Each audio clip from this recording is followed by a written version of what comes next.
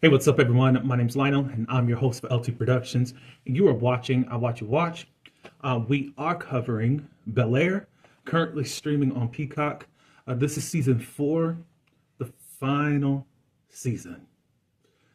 Whew, I hate that it's gone, but I do appreciate everyone for coming to my channel. Please like this video. You can also subscribe, and you can leave your comments below.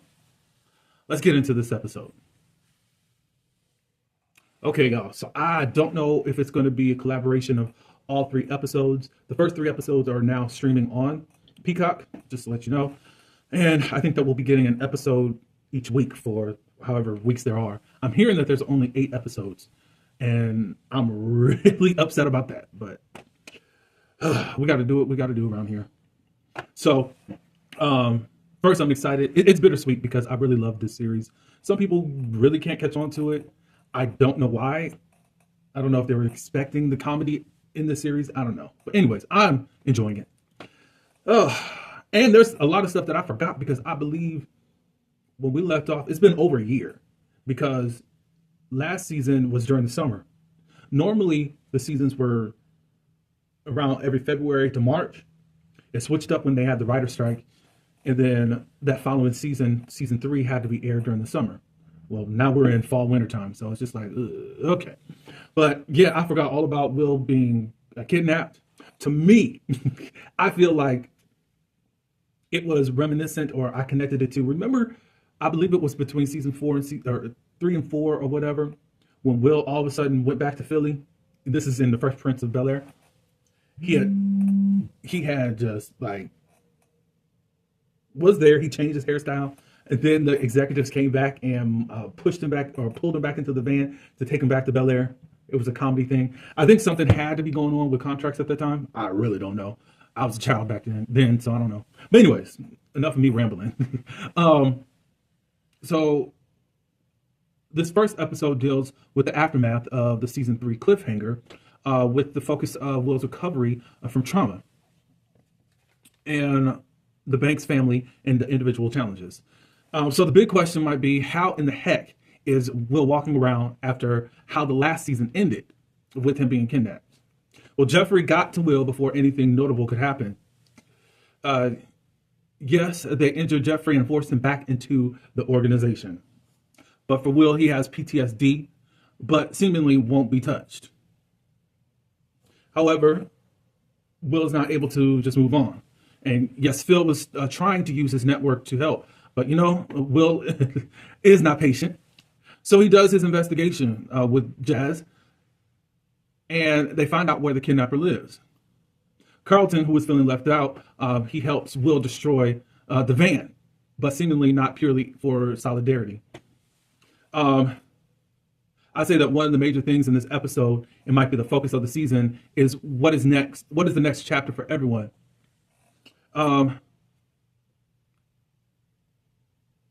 We also go through the journey of it's high school time again for Will and Carlton. It's their senior year. And also for Ashley. She is joining high school this year. She is a freshman. We'll get into her story in just a minute. It's clear for Carlton that he's gung-ho on Princeton. His guidance counselor or whomever is talking with him saying, don't put your eggs in one basket. Of course, he's like, well, I got the grades and all this stuff, blah, blah, blah, blah, blah, blah. Cool. But you never know what could happen, and you don't want to set yourself up. And there may be just something else out there for you, Carlton, instead of putting yourself and keeping yourself in this bubble. I think that with the character of Carlton, it's been this struggle to burst out of the bubble and the scene that he created for himself. First, he was the big man on campus, and then Will came in and burst all that up when people started following after him. And then we're finding out all the challenges that he was going through. He started making wiser decisions and all that good stuff. So I think it is good to apply to other colleges just in case. During this time, he's supposed to be interviewing with, I think, one of the Princeton guys. And he gives him his resume like he always does. But the guy isn't really that enthused by what he's giving out. And he ends up using one of Amira's stories. Now, we got to go back because what's been going on with Carlton is Carlton kind of moved on with his life. Let me see where it's at. I know I got it here. So with high school life first, Lisa and Will are together. And then Carlton is dating a cheerleader.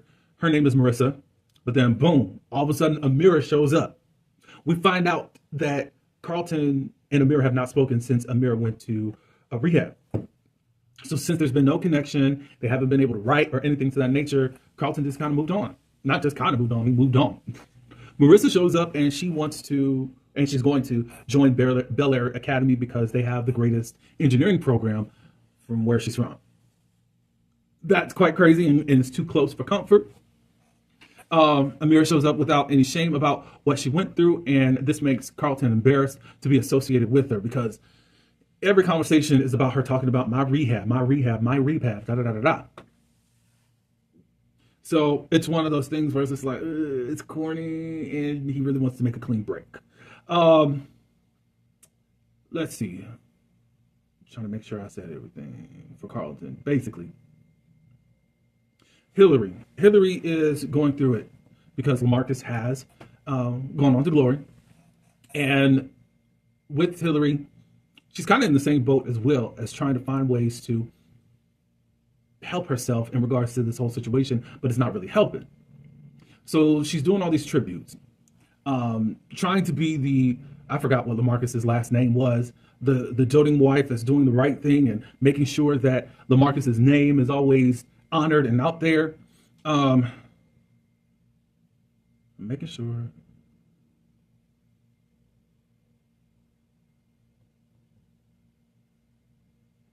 Yeah, so she's going to any and every event that she can where someone would like to pay respects to. At the same time, she's really struggling. She's suffering from losing LaMarcus. However, there's even a more bigger issue she's dealing with, and that's with guilt. It's guilt with how she handled things with Jazz, and then Jazz ends up paying the price. Trying to make sure I got it all here. Jazz first talks with Will. This was it while he was trying to find out what he wanted. When Will went to Jazz to help to try to find the kidnappers, Jazz did mention, how's Hillary? He was like, I don't know if I should come around and all that stuff. All Will just said, you know what, you'll never know until you actually just bite the bullet and just talk with Hillary. So anyways, he does come by and tries to offer his support. And Hillary just goes off on him and says that you are the last person that I want around me. So get that away from me. I said, ooh, yeah, Jazz, let it go. Because Hillary's not there and it's just guilt. She's angry at you, but she's really angry at herself. And there's just a lot of the title of this episode, The Maybes. Her and Will have a talk in regards to all this. They both ponder over what they could have done differently in the past few months. It seems Hillary just wants quiet, some isolation, and to go mourn. As they're picking apart their situations, I believe that first Hillary is going to go to a resort, someplace just to find peace and to know what her next steps is going to be. Before I get to Jeffrey again, I'm going to go to Aunt Viv because Aunt Viv is dealing with this whole pregnancy thing. Initially, she was going to keep being pregnant to herself or amongst a select group. However, Ashley doesn't like secrets, even though in season 1, she was running away, sneaking off to other groups of friends. But Jeffrey knew everything that was going on in the first place, if you remember. Ashley doesn't like secrets, so when she sees the pregnancy test in Vivian's bathroom, she gives her a day at most to spill the tea. And when Vivian reveals that she's doing a portrait for a congresswoman, a sewer over the baby, Ashley then decides that it's a good time to force Vivian to confirm that she's pregnant, and it throws Phil for a loop.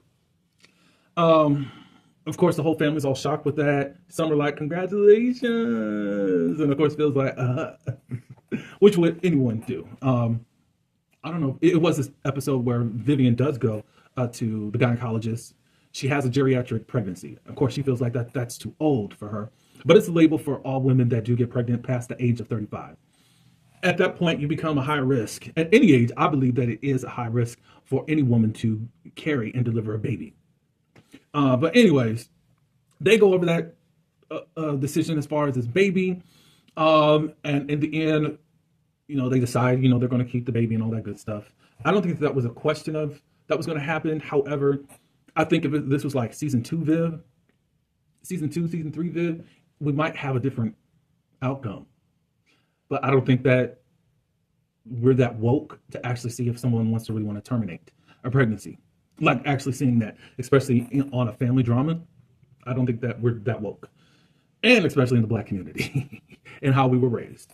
But the last part, I think we'll talk about Jeffrey.